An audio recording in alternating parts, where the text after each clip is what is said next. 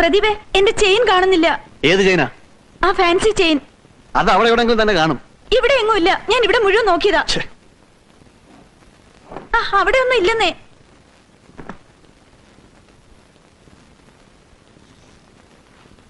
അമ്മേ, എന്താടാ? എന്റെ 3.5 പവന്റെ ചെയിൻ കാണാനില്ല. എന്റെ ഈശ്വര, ഇവിടെ ആരെടുക്കാനാ? എല്ലായിടത്തും നോക്കിയോ മോനെ? ഇനി എങ്ങും നോക്കാനില്ല. എല്ലായിടത്തും അരിച്ചു പറക്കി നോക്കിയിരിക്കുക. ഇവിടെയുള്ള ആരെങ്കിലും ആയിരിക്കും എടുത്തിരിക്കുന്നത്. പുറത്തുനിന്നും വരുന്ന കള്ളന്മാരായിരുന്നെങ്കിൽ മുഴുവൻ സ്വർണ്ണം അങ്ങോട്ട് എടുത്തോണ്ട് പോണല്ലോ.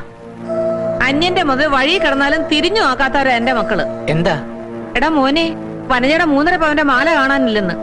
അത്യാഗ്രഹമുള്ള കള്ളനായിരിക്കില്ല. അത്യാവശ്യം റേഷൻ വാങ്ങിക്കാൻ വേണ്ടി എടുത്തായിരിക്കും. ഞാൻ കുളിക്കാൻ കയറിയപ്പോ ഊരി വെച്ചതാ. നീയല്ലേ അവിടെ മുറി തുടച്ചത്? അതെ. അന്നേരം ബുദ്ധിമോശം തോന്നി എടുത്തതാണെങ്കിലേ ആ മാലയും കൊടുത്തേക്ക്. ഞാൻ എടുത്തില്ലമ്മേ. പിന്നെ ആരെടുക്കാനേടി? നിന്റെ അവനെയും പൂങ്കണ്ണേരും ഒന്നും എന്റെ അടുത്ത് വേണ്ട. മര്യാദയ്ക്ക് ആ മാലയും കൊടുത്തേക്ക്.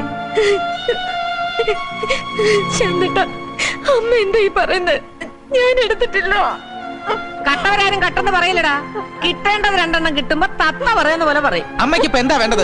തല്ലിയോ കൊല്ലി എന്താണെന്ന് വെച്ചാൽ ചെയ്യ. നരകത്തിൽ പോയാൽ ഇതിനെക്കാളും സ്വസ്ഥത കിട്ടും. ഭാര്യയും ഭർത്താവും കൂടെയുള്ള നാടകം കൊള്ളാം. എനിക്കെന്റെ മാല കിട്ടിയില്ലെങ്കിലേ ഞാൻ പോയി എന്റെ അച്ഛനോട് പറയും. പോലീസുകാർ വന്ന് ചോദിക്കുമ്പോ മാല താനേ വന്നോളും. മനചേട്ടത്തി, നിങ്ങളുടെ അച്ഛൻ തമ്പി വക്കീലിന് ഒരുപാട് പണവും സ്വാധീനവും ഒക്കെ ഉണ്ടാവും.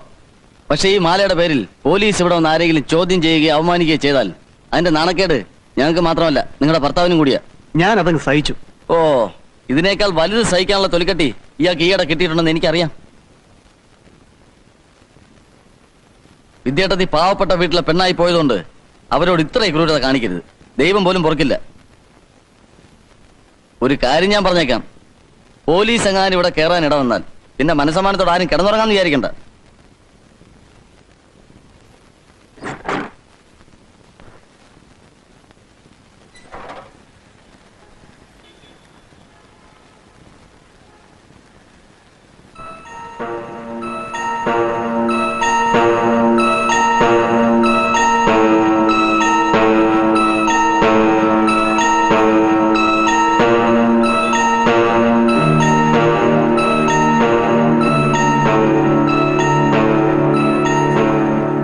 പ്രസന്നെ, നിന്റെ കരുതി കിടന്ന മാല എന്തി? ഏത് മാല? നമ്മുടെ വനചേട്ടത്തിന്റെ മാലേ. വനജയുടെ മാല എങ്ങനെയാ അവിടെ കൈ വരുന്നത്? ആ, അതെങ്ങനാ വരുന്നതെന്ന് അമ്മയ്ക്ക് ഞാൻ കാണിച്ചു തരാം.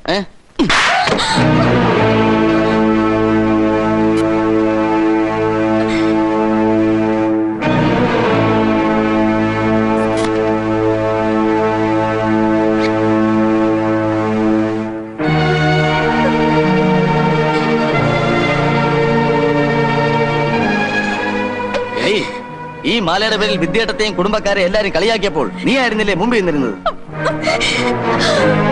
കുടുംബത്തിന്റെ അന്തസ്സും അഭിമാനവും പറഞ്ഞു നടക്കുന്ന അമ്മയ്ക്ക് മകള് മാല മോഷ്ടിച്ചതിനെ കുറിച്ച് ഒന്നും പറയാനില്ലേ? വിദ്യാർത്ഥത്തെ കളിയാക്കാൻ അമ്മയും കൂടി കൂട്ടുന്ന മോളെ കൊണ്ട് എടുപ്പിച്ചായിരിക്കും അല്ലേ? നീ വേണ്ടാതെ പറഞ്ഞാലാണല്ലോ നിന്റെ തലയിൽ ഇടുത്തി വീഴും. ഇടുത്തി വീഴേണ്ട തലകള് ഇവിടെ വേറെ ധാരാളം ഉണ്ട്. മതി മതി, ആ മാലയിങ്ങ, ഞങ്ങൾക്കൊന്ന് വെളിയിൽ പോണം. അങ്ങനെ ധൃതി പിടിച്ചാലോ? ഈ മാലയ്ക്ക് വേണ്ടി എന്നെയും വിദ്യാർത്ഥിയെയും പോലീസ് സ്റ്റേഷനിൽ കയറ്റാനായിരുന്നില്ലേ നിങ്ങളുടെ രണ്ടുപേരുടെയും തീരുമാനം? എന്നെ ആക്ഷേപിച്ച് അവമാനിച്ചതും ഞാനങ്ങ് സഹിച്ചോളാം. പക്ഷെ ഈ മാലയുടെ പേരിൽ നിങ്ങൾ വിദ്യാർത്ഥിയെ കണ്ടവാനം കണ്ണീര് കുടിപ്പിച്ചു, മുഖത്തോക്കി കള്ളിയെന്നവരെ വിളിച്ചു. അതിനെന്തെങ്കിലും പറയാണ്ടോ നിങ്ങൾക്ക്? ഇനി എന്താ പറയാനാ? മാല കൈ കിട്ടിയല്ലോ, ഇനി നുള്ളി പൊളിക്കാനും തലനാരയുടെ കീറാനും ഒന്നും നിൽക്കണ്ട. നീ ആ മാല ഞാൻ കൊടുക്ക. കുറെ നുള്ളി പൊളിക്കുകയും തലനാരയുടെ കീറുകയും ഒക്കെ ചെയ്തതല്ലേ? അത് അനുഭവിച്ചവർക്ക് അതിന്റെ വേദന കാണും. അതുകൊണ്ട് വനചേട്ടത്തി മാപ്പ് പറയണം. എന്റെ മാലയ്ക്ക് വേണ്ടി മറ്റുള്ളവരുടെ കാല് പിടിക്കാനും മാപ്പ് പറയാനൊന്നും എന്നെ കിട്ടില്ല. മര്യാദയ്ക്ക് ആ മാലയും കരുന്നാ നല്ലത്. തരാൻ എനിക്ക് മനസ്സില്ലെങ്കിലോ? ഞാൻ അഡ്വക്കേറ്റ് കുമാരൻ നമ്പിയുടെ മോളാണെങ്കിൽ എങ്ങനെ നിന്റെ മാല മേടിക്കണമെന്ന് എനിക്കറിയാം.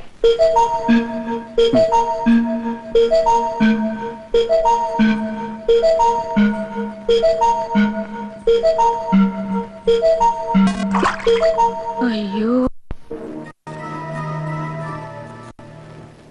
അഡ്വക്കേറ്റ് കുമാരൻ നമ്പിയുടെ മോളല്ലേ, പോയി മുങ്ങിയെടുത്തോ. എടാ മഹാഭാവി, നാശം പിടിച്ചവനെ 3.5 പവന്റെ മാല ആരെങ്കിലും കിണറ്റിനകത്ത് എടുത്തിടുവോടാ? സ്വർണം വെള്ളത്തിൽ കിടന്നു വെച്ച് തേഞ്ഞൊന്നും പോകത്തില്ല, അതിന്റെ മാറ്റ് കൂടത്തേ ഉള്ളൂ. കൈയുടെ കരുത്തൊന്നും കാണിക്കല്ലേ. പ്രദീപേ,